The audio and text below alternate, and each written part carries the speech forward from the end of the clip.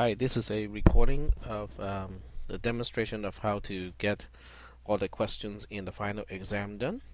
So let's go ahead and get started. But before that, let me double check and make sure that the recorder is working. So let me just check that. Should have checked it before I started. Yes, it is working. I can show you the screen here. So everything is working just fine, so I'll go ahead and proceed. Alright, so I'll just do these questions, in the order. So starting with question 1. And what I'll do is I'll display the program side by side. So this way I can display the C code that I want to implement, and I can then show you the assembly code on the other side. And turn on the line numbers so we can refer to line numbers on both sides. Alright, so now we have the first one is called the Fibonacci Numbers. There's a URL to the actual definition, and also so they can actually look up the whole sequence of numbers. In this case, this is really the easiest one because it doesn't involve any real important concepts in assembly language programming. The first thing we want to do is to do the usual thing, and if you have done this before, or if you prepare ahead of time, you can just put all of this stuff here. OEBP is 0. Return address is OEBP plus 4. And you can also include the basic stuff like push out EBP, move L ESP to EBP. At the exit, we want to do exactly the opposite. In other words, this part here from line 3 to line 11, that's a boilerplate for every single subroutine. So one thing I'll do is I will save all of these files into a template file in the parent folder, and we'll just call that template.uppercase S. Let's see, that won't work. Oh, that's right. Okay, I need to specify line 3 to line 11, and let's see if this works. Write to the file is parent folder / template.uppercase S. Oh, it actually worked. Great. Okay, so now I have a template file already defined with all the basic stuff. And now for this one, I do need one more thing because I have a parameter called X. X is going to be right after the return address. So now we have all the symbols defined. Now we go ahead and implement the subroutine. If X is 0, we just return 0. So if I follow the logic, I will check for X being non-zero, then it will skip around, and then it will just return 0 if that is the case. So that means I need to specify an end if label down here to get out of the entire conditional statement. And here we have compare long 0 to X EBP, and if it is non-zero, we go around this, and we'll just go to else if as a label. So else if will be defined here, and then we have an unconditional branch around the else part to end if. And now I can go back and fill in what I need to do in order to return 0. Now since EAX is specifying the return value, we just have to put a 0 into EAX, and that's it. Now we are at else if. In other words, X is not known to be non-zero, so now we need to check whether it is 1 or not. So compare long 1 to X. If it is not the same, if it is not 1, then we go to the else label. We'll put the else label here and jump around the entire thing to end if it is in fact 1. If it is 1, I'm supposed to return 1, so I'll just move a 1 into EAX to specify the return value. So the else here is the most complicated part because we have to implement what is on line 35 here in the original C code. We have to invoke Fibonacci twice. The first one to invoke it with x minus 1 as the parameter, and then the second time to invoke it with x minus 2 as the parameter. Well, we'll deal with it one thing at a time. First thing first. First one is to invoke it with x minus 1 as the parameter. There are really quite a few ways to do this. I'm just going to do it the most intuitive way to me, which is to push x first onto the stack, and then subtract 1 from whatever the stack pointer points to, and then we can call Fibonacci, and when it returns, it will still have that parameter on the stack. Here we have a few options. I can pop it, or I can push it again.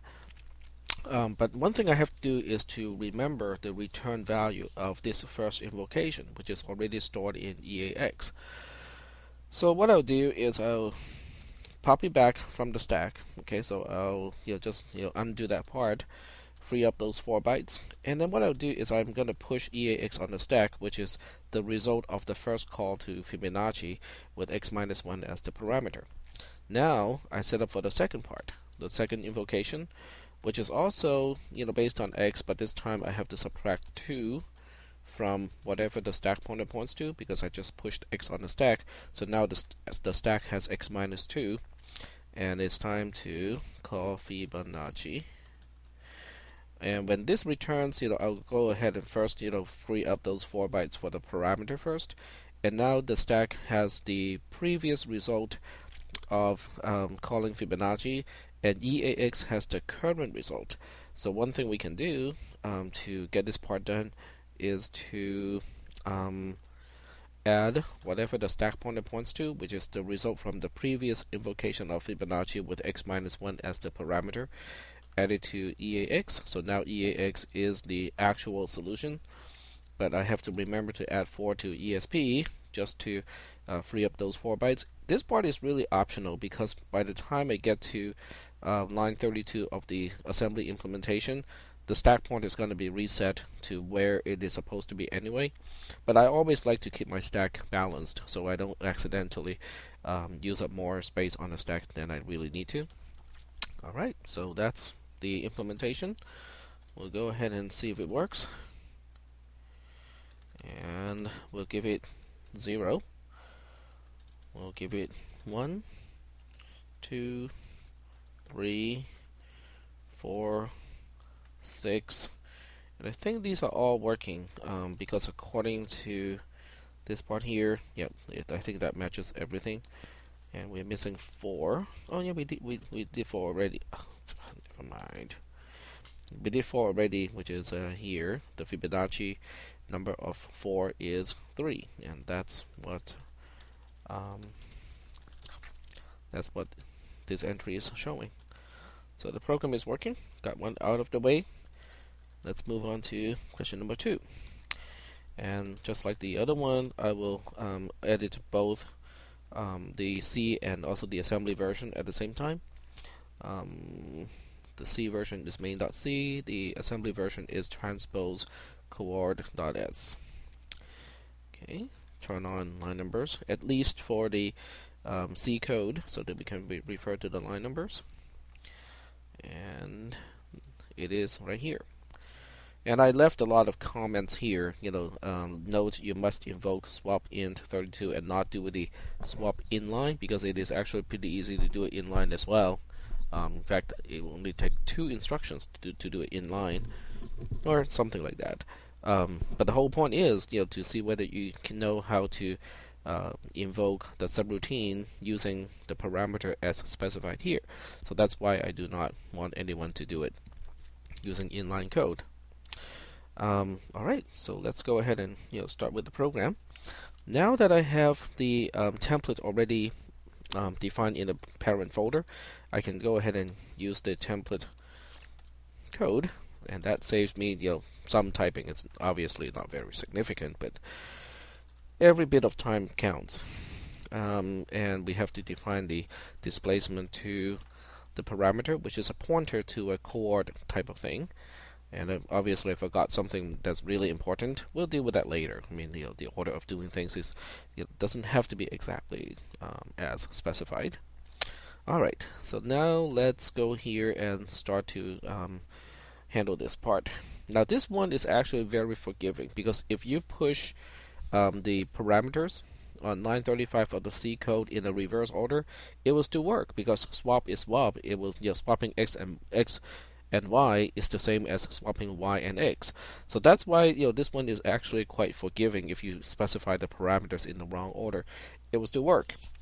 Okay, so now the question is, how do I find the address of member y of the structure that is pointed to by p coord? All right. So the first thing is we know that p coord is important. So let's put that into EAX. So now EAX is p coord. It is a pointer to a structure. If I need to get to, okay, and this is what I'll do. I'll push EAX on the stack. And in fact, if I want to do it more cleanly, I can just do this. I can push p coord EBP on the stack. So now whatever the stack points to is the address of a struct coord. Since that is already the address of a coord, which is pointing to the beginning of the entire structure, all I have to do is to add coord underscore y, which is the displacement from the beginning of a coord structure to member y to whatever the stack pointer points to. And to handle the other one, I do exactly the same thing, except this time I have x instead of y. So now I have a pointer or the address of member y and the address of member x pushed on the stack. I can call the swap subroutine, swap int 32. When it comes back, I have to add 8 to the stack to make sure it's balanced. This part, obviously, once again, is optional because we don't really need to balance the stack. It is all done, on this line here. But I like to keep it, balanced. And that's the end of this particular subroutine. I mean, the only part left is line 36 to return the pointer itself as the return value. And that's just moving p coord EBP into EAX. That becomes the return value. And that should be it. Now, when I try to compile this, it's definitely not going to work because I have to pound include struct.h or inc the include file first. And that means I also have to deal with this one. Oh, okay. So let's go to struct inc gen.c. Okay, well, this is very bare bone, definitely not going to do the trick.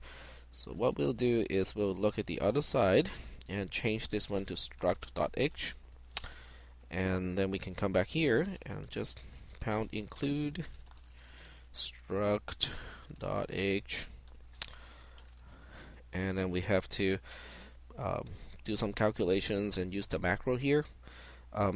What I'll do is I'm going to do something that's really lazy because I know my solution to the BST homework assignment already has something like this.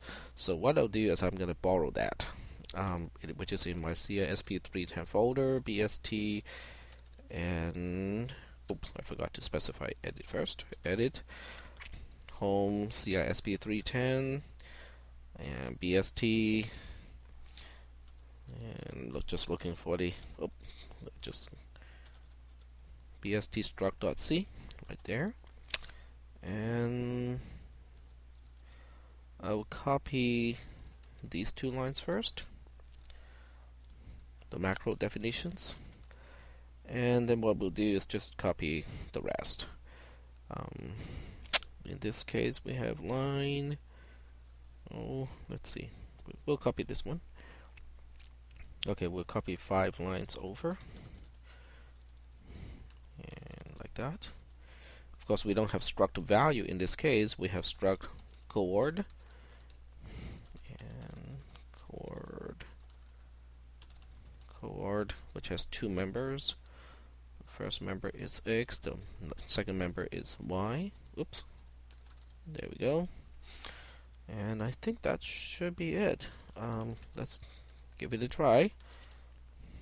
Oh, now this is what I mean by auto magical, because if you look at the trace, or if you look at the entire make process, the make command is right here, and these parts here are just really setting up some background, quote unquote, background files, the .d files. But if you look at the actual compilation, it understands that it has to first compile the struct include generator into an executable, and then it runs the executable in order to update struct.inc, the include file in my assembly file. Then it goes through all the rest of the compilation in order to get to main. So this is what I mean by automagical, because if you forget to pound include struct.inc, then it won't try to generate the include file, because the make file is smart enough to realize, hey, you don't really need the include file. Why do I want to generate or update the include file? Now you can always cat struct.inc to make sure that it looks right. It does look right here. And so we'll go ahead and make main and run it 2.4, and that is the correct solution. Because if you say make main C and run it with the same parameters, it works exactly the same way. So we are done with 2 questions. Let's move on to question number 3. Question number 3 is an interesting one because we have seen it before, and that's because it is really the same as the BST homework assignment, except this time we have to implement another subroutine. This time it is read BST node. Okay, so the C code is now at the right place.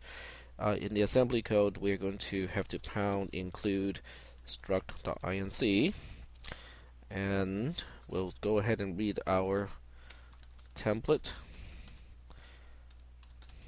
file. And then we just have to specify additional stuff that we need to do for this particular subroutine. There are a few things we have to do because we have local variables. In this case, there are no parameters, but we have local variables, which are on the other side. So with the first one is p node. P node is old EBP -4. It is only -4 and not minus BST node underscore size, because this is a pointer to a struct BST node. It is not a BST node itself. If you allocate more space for the entire structure, it is technically not incorrect because you're just allocating more space than you need. But it does reflect that you did not understand the concept 100%. I'm not going to take any points off because of that, though. I is going to be another local variable, and we'll make this below p node. And so in this case, we have to reserve space for those two. So add $i to ESP will reserve the space for our local variables. And then the first thing we do is to initialize p node to null. That's a easy one to do. This will initialize p node to null. And then the second line is this call here. Now this call looks kind of difficult to implement, but it really is not that bad because you don't even have to understand what scanf does, because scanf is just a subroutine that we have to call, and then we have these 2 parameters to pass to that particular function, and that's basically all that you have to implement.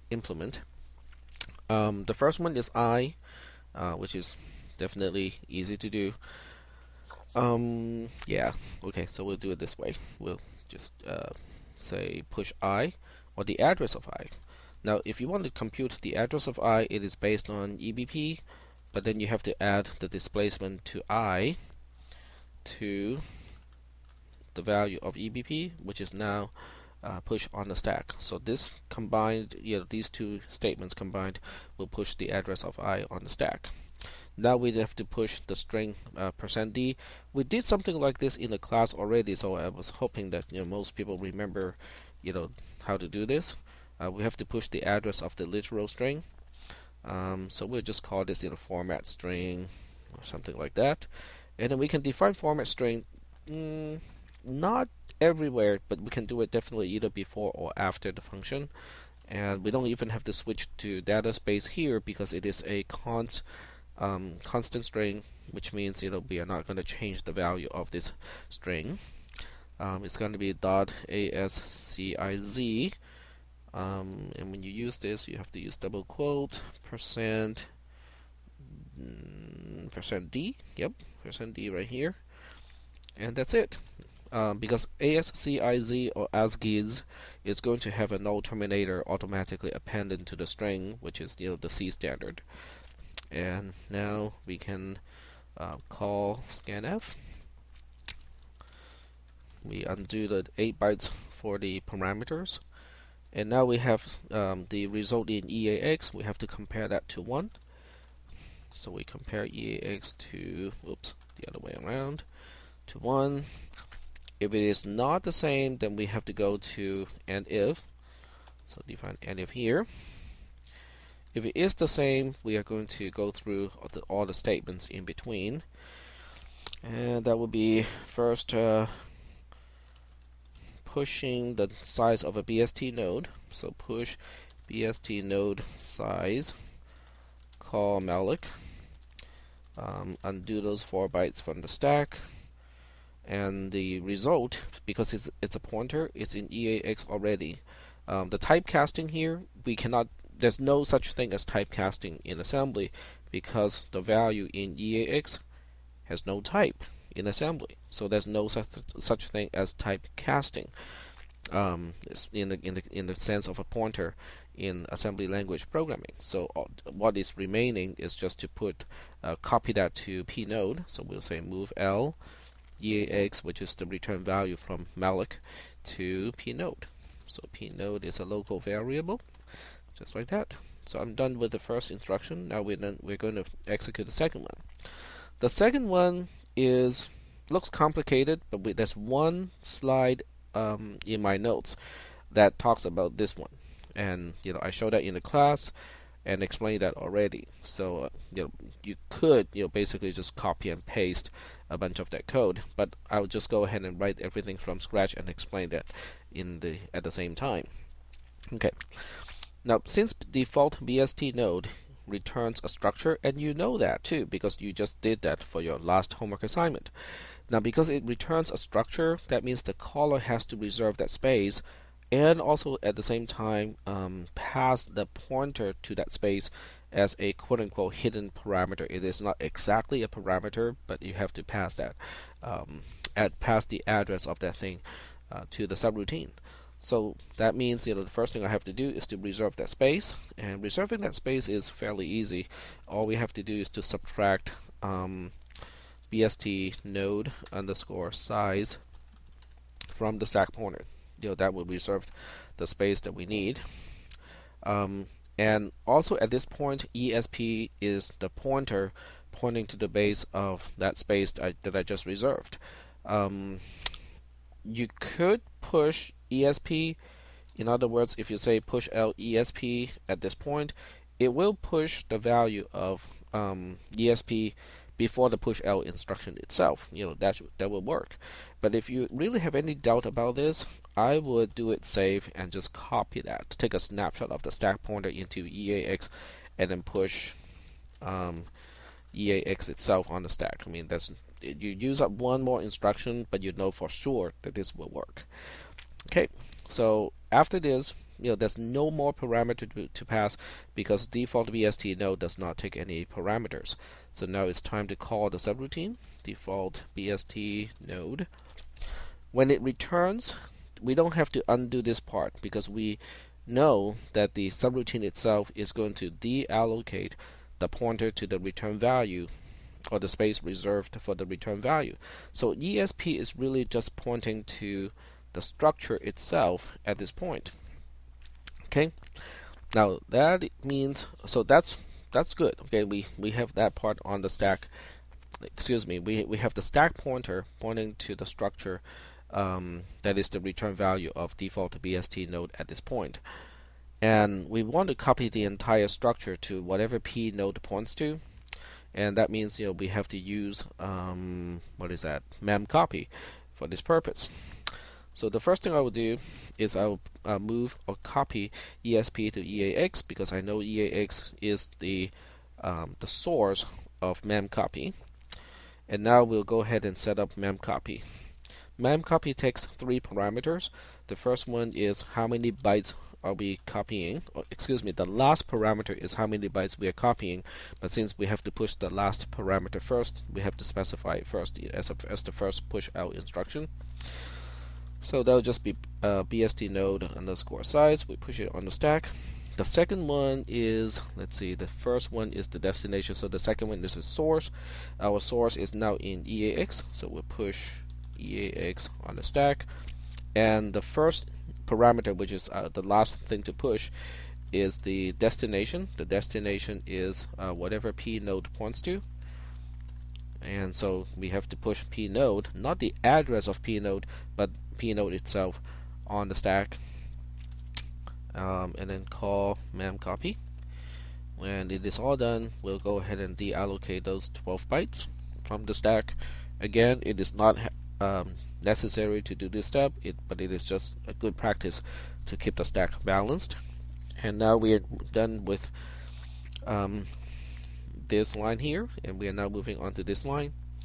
That line is copying the value of I, which is read from scanf to the V member, about the I member of the V member of the structure pointed to by P node. It looks really, it sounds really complicated, but it really is not that bad. So what we'll do is, oh, excuse me, that was me, breathing on the mic. Yeah, no, not what you were thinking. It's just me breathing on the mic.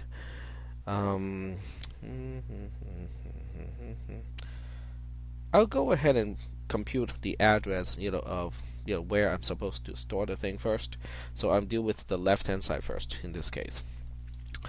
Okay, so we'll move P node EBP to say EAX first.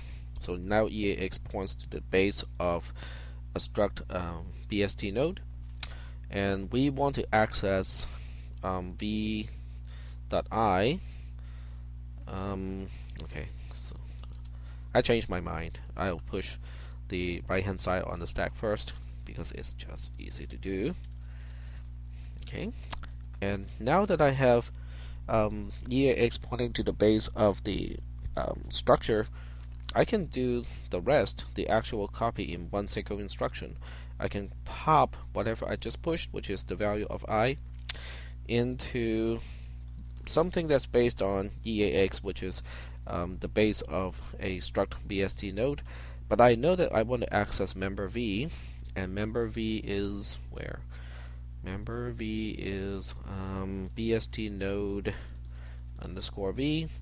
But since that is a structure all by itself, I have to add value underscore I to it. And that should do the last statement. And at the very end, we have to return P node.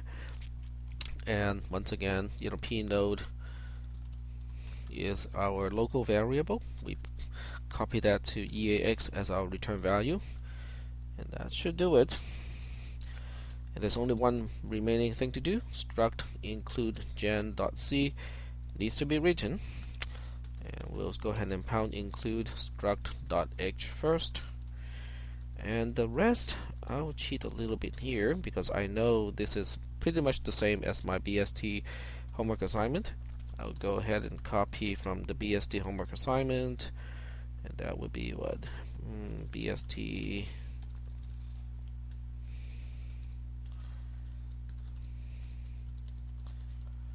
Yep, this one here. And we'll just go ahead and copy. Oh, this one is easy because I just copy everything from line 5 to here.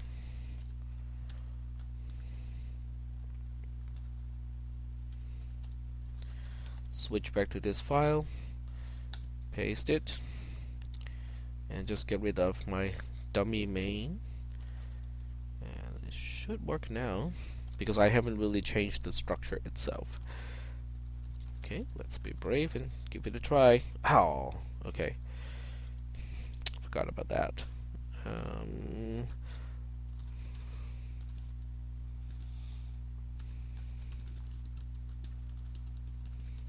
I forgot to include the file that defines in32_t, and run the program.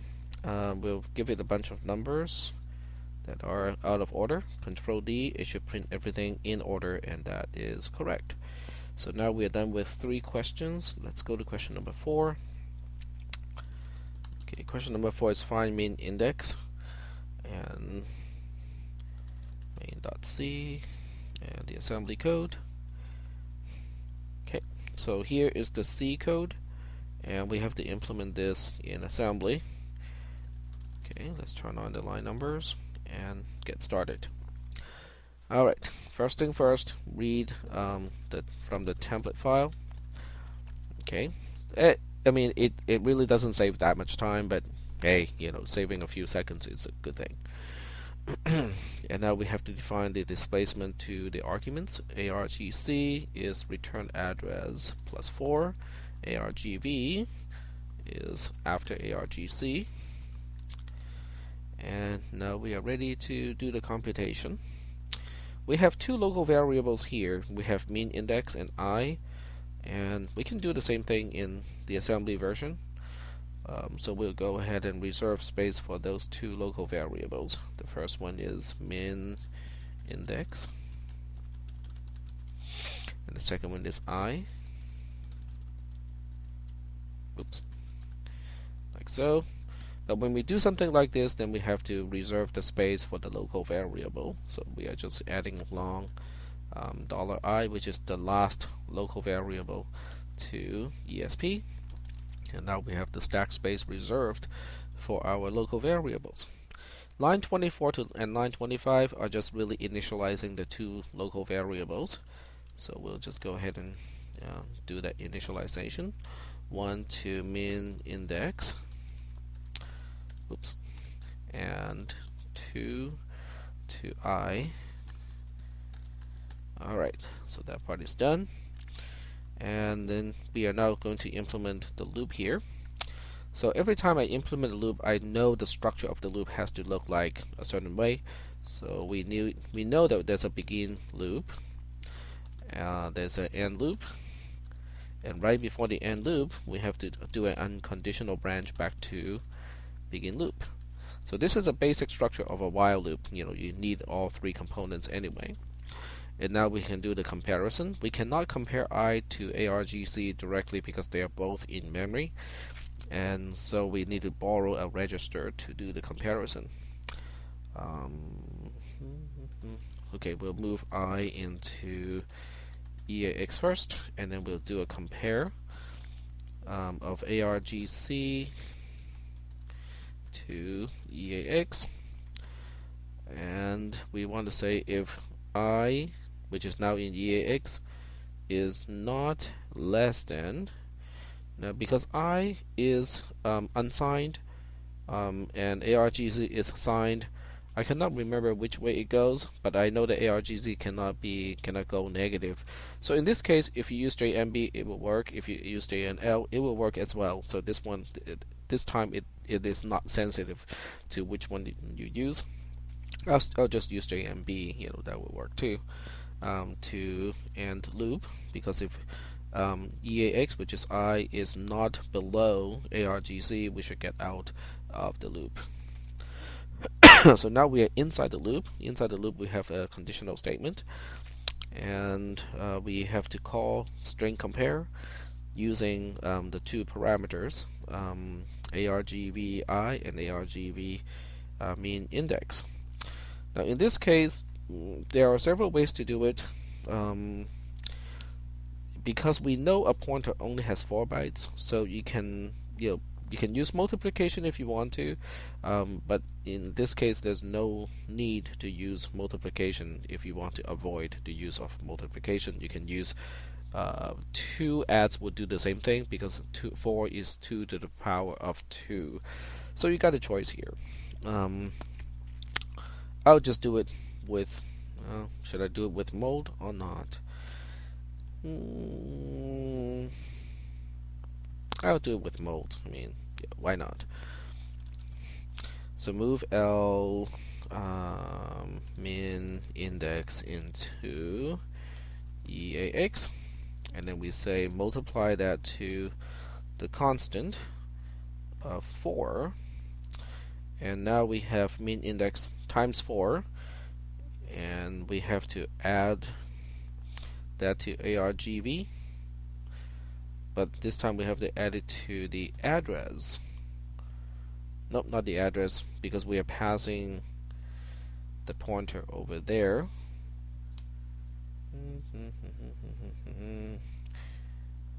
Okay, argv is the address of an array, and we have the displacement from the beginning of the array to the element that we want, but we want to push the element itself. So that means we have to add argv ebp to EAX, and now we have the address of the thing that we want to push on the stack. So we just have to say push indirect EAX to push the element on the stack, because at this point EAX is the address of the element, and we want to push the content of the element, not the address of the element on the stack. The other one is pretty much the same thing. Instead of min index, we have I in this case, and we push that on the stack as well, and then we call a string compare.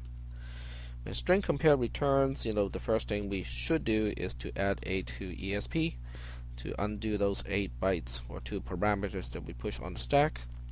And now the result is in EAX. It can be negative, so that's why we have to use signed comparison in this case. This is a conditional statement. So we'll say compare long 0 with EAX. If EAX is not less than 0, then we go to end if. So define end if here. If we did not jump to end if, that means EAX is in fact less than 0, and it is time to copy I to min index. So I'll just use a quick trick here to do it. Push I into the stack, pop that into min index. Now this looks kind of cool, but it's really not so cool if you are after efficiency, because this is actually more time consuming than using an intermediate register like EAX to transfer from memory to memory, because the stack itself is also memory, and that's why this is actually not very efficient. After the end if, we have adding 1 to I, so add 1 to I like that, and after the end loop we have return min index. So that means we have to copy min index into EAX and return that. That should be it. Okay, let's give it a try. Oops. Okay, operand type mismatch for mole. Alright, so I cannot use immediate as an operand for mole. Line 22. Yeah, well, why don't we just do it this way? Add EAX to EAX. Do it again. That's multiplication by 4. And then we have another mole. Oh, right here. So we'll do the same thing. Add L EAX to EAX. Add L EAX to EAX. Alright, let's try that. Okay.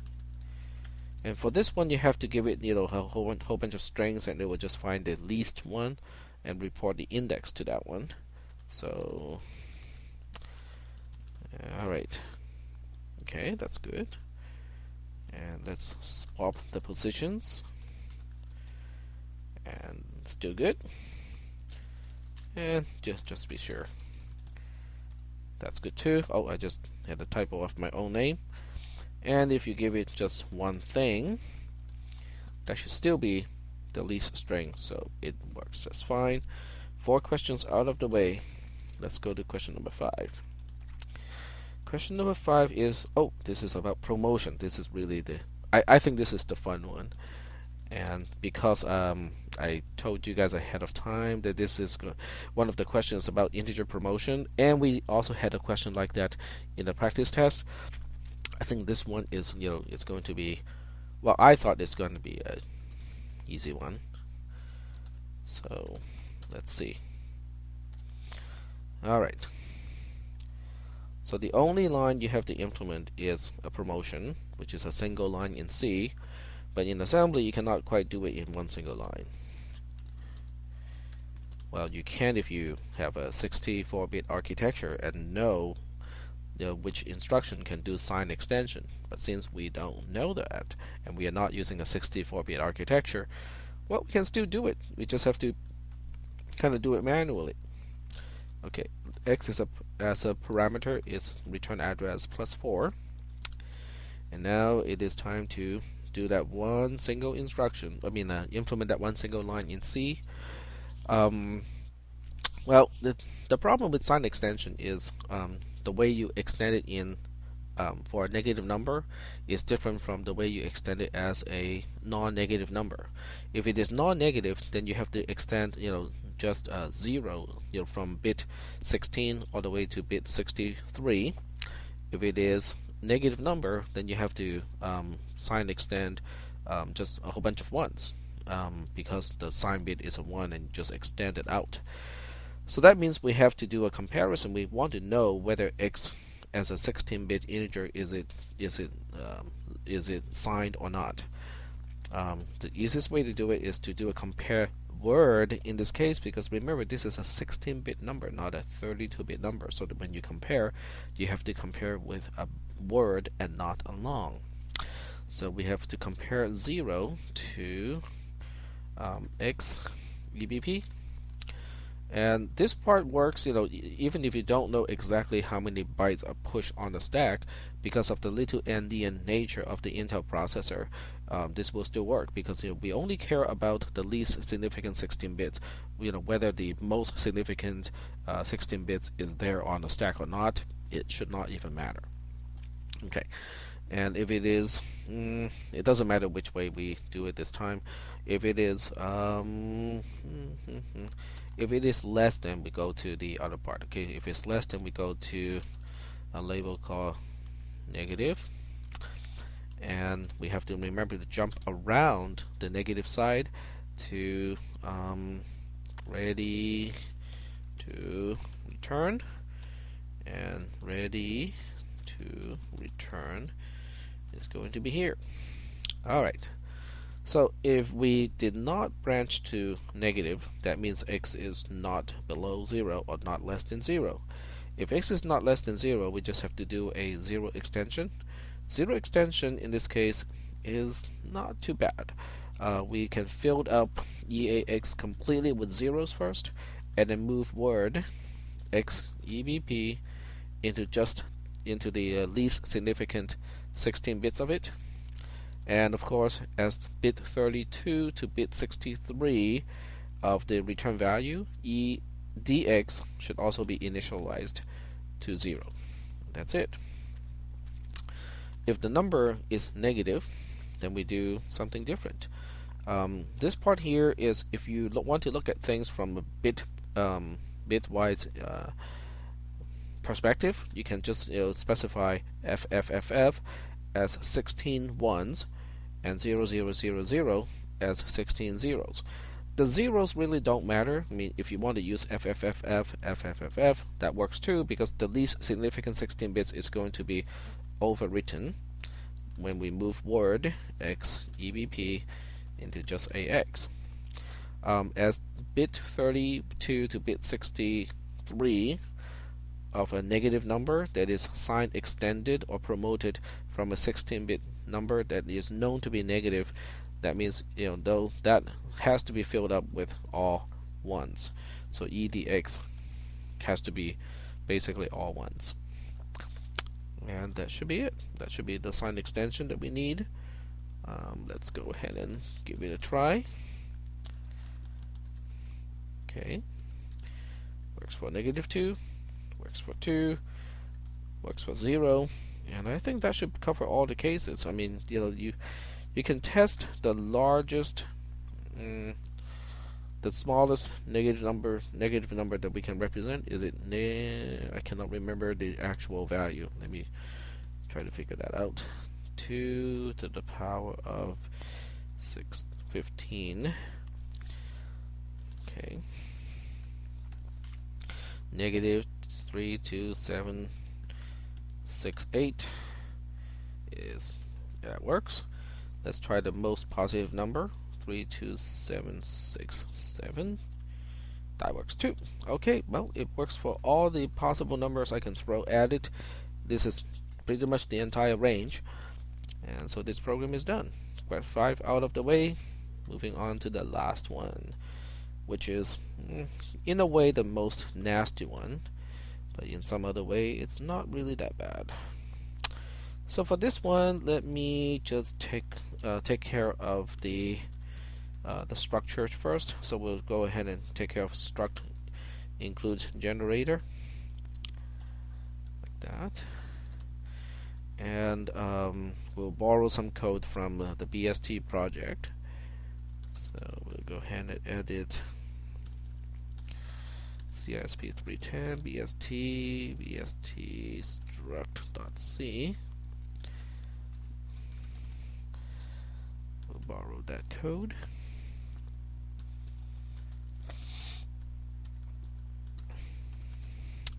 And borrow a bunch of code here too.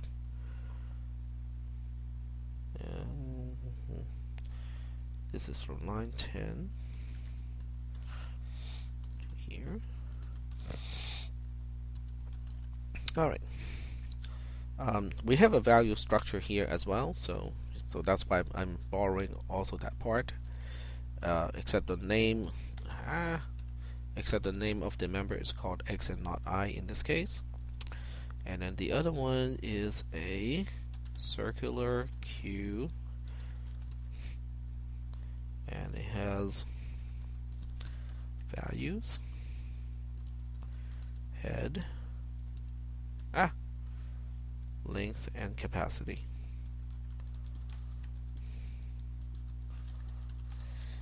Okay, and of course they are not BST node, so change all references to BST node to circular queue. Alright, so we are done here. Well, just to test the program incrementally, we can always force the makefile to make struct.inc, and it complains about line 7, line 12. Oh, okay, I know what I did wrong here. Don't change this one, because I forgot to include struct.h. I mean, if the structure definition is not there, obviously it's not going to work. Alright. Oh, that's not what I meant. I want to make the include file. And take a look at the include file just to make sure that it makes sense. Okay, that seems okay to me. Now we can move on to the actual subroutine, which is remove from circular queue. The C code is over here. Turn on line numbers, and we'll go ahead and implement the assembly code. Pound include struct.inc, and it is just time to implement the whole thing. I'll go ahead and import my template.s, so I don't have to type this code here. We have two parameters. One is pointer to P, one is PV and one is PQ. Because both are pointers, I really don't care what type of thing they point to, because every pointer is an address, and an address has 32 bits. So in this case we have PQ is return address plus 4, and then we have PV, which is PQ plus 4. We don't have any local variables here, so that's fine. Now it's ready we are ready to implement the actual body of the subroutine. Now for this one, you can see that we have a lot of references to PQ. which means it would be handy to have PQ stored in the register, and we can put it into, say, EDX, because EAX and EDX are both assumed not to be preserved in a subroutine call. So we'll go ahead and move PQ into EDX. So from now on, EDX is the same as PQ. That really helped to make things a lot easier. Okay, now we want to implement line 83. On line 83, we want to look at the value, not the address, but the value of the length member of the structure pointed to by PQ. That's a mouthful to say, but in assembly, it's actually pretty easy to do, because EDX is pointing to the structure already. If you want to access member length, you just have to use the based addressing mode and use length as the outside as the displacement, and use parentheses to surround EDX. In C, when we say PQ goes to length and use that as a condition in a conditional statement, what we are really saying is whether it is non-zero or not. If it is non-zero, it is true. If it is zero, it is false. So that's the same as doing a compare to circular Q underscore length percent in parentheses EDX. So that's going to do the comparison. True means it is non-zero, and false means it is zero. So we say if it is false, then we go to the else of the outer conditional statement. So we'll just say outer else. Okay, then we define outer else here, and obviously we need to end outer and if over here, because we know that we need to jump around the outer else in the then case of the outer conditional statement. Okay, so now we have the structure of the outer conditional statement done. It's time to put in the then portion. Now we are ready to implement line 85. Line 85 again looks really nasty because it's a combination of a lot of the concepts that we have used in this class. But once again, we want to do it step by step. That's the key. The key is to do it really just step by step. Okay. First thing first, okay, we want to multiply PQ points to head to the size of each element of values. So what we need to do here is we know one of them has to be in EAX, so I'll save that one for the size. And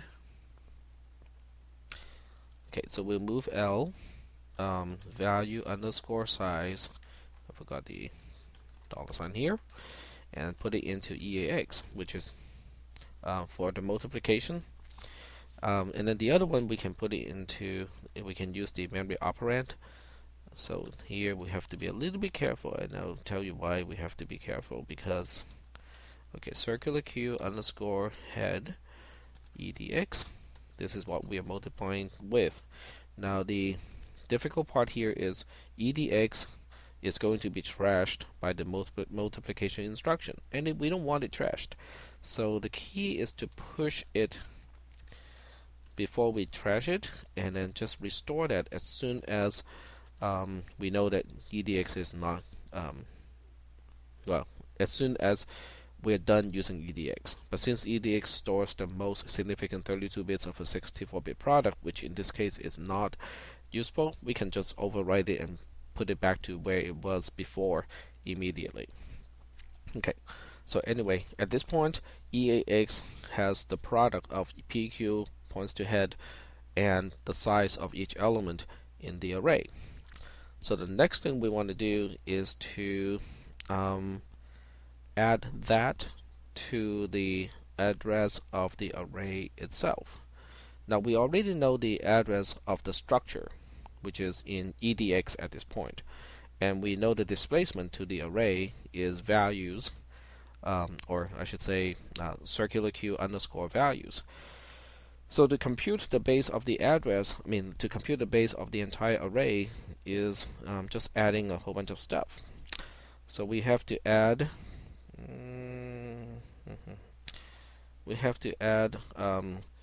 edx to eax first, because that's the base of the entire structure. And then we have to add the displacement of the member values, circular Q underscore values, to eax. At this point, eax is the address of the element that we want to access, but it is the address of that. The next one is we want to access member x of that particular element, which is a struct value. And here we have definitely two ways to do it, but the easier way to do it is just to push let's see, value underscore x eax on the stack, because at this point we know that eax points to a struct value structure, and we want to access x member of that and push the value. We don't care about the address in this case, we just want the value. So we push that on the stack. And then on the other side, we want to dereference PV. Since we want to keep edx to point to PQ, we don't want to mess with that, we just want to keep it the way it is. So that means we're going to reuse eax for the calculation of this address. So we say move L PV to eax, and pop L whatever eax points to, because eax after this instruction is PV, and the second instruction is going to store the right hand side to that particular address. Okay, now we are moving on to line 86, decrement the length of PQ. Since we know that edx is pointing to a struct circular Q already, decrementing the member length is subtracting 1 from circular Q underscore length, and then we use edx as a base register in this case. So that this one single instruction implements line 86. Now we're moving on to line 87, which is another conditional statement. This is the inner conditional statement. We have to do the comparison, and this is we have a post increment and then a comparison. So let me just kind of think, how I should do this, because one of these has to be in a register. We cannot compare two memory operands. I'm just trying to think, which one I should put into a register. Well, let's go ahead and add one first. Okay, so I'm adding one to the head of a circular Q, and the circular Q is pointed to by edx. So this implements the plus plus, the increment. And now we just have to pick one to put into a register, and the other one to to be the other operand when we do a compare. It doesn't matter which one. I'll just go ahead and put the head into eax. And then the compare instruction has to preserve this order, so that means I have to refer to capacity as the first operand, and then eax as the second operand, which is the head. And to branch around this, I want the head, which is in eax, to be less than the other side. So we say J. These are both unsigned, so JB would work. So JB to end inner conditional statement, or inner end. Okay, let's keep that convention. Inner end. Now I have to define inner end. Is over here. If I did not branch to the inner end, that means I'm in the then portion of the inner conditional statement, which is to put a 0 into PQ points to head on line 89. So we'll say move L 0 to circular Q head edx. and that finishes up the inner conditional statement. After the inner conditional statement, we have a return 1, which means we have to move $1 into EAX, which is the return value, and then the outer else will return a 0, so we move a 0 into EAX, and there's nothing to do after the outer end if, so we should be good at this point. Alright, so this one is the tough one to debug because it's really hard to implement it in little pieces. So this will be a really hard one to test too.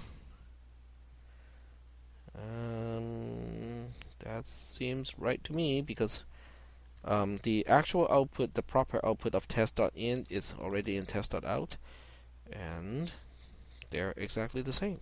Wow, I got it done right the first time. That's not usual. I mean, with that many lines of code, most of the time I'll make some mistake, and this time I did not. So that's question number 6. It's all done. What I'll do is I'm going to say make tar, and this will create the answer folder. I'll upload it to the website so that you guys can take a look at it if you want to. But that's pretty much it. That's the answer to the entire final exam, and I'll upload this video clip and make it available to you guys as soon as possible.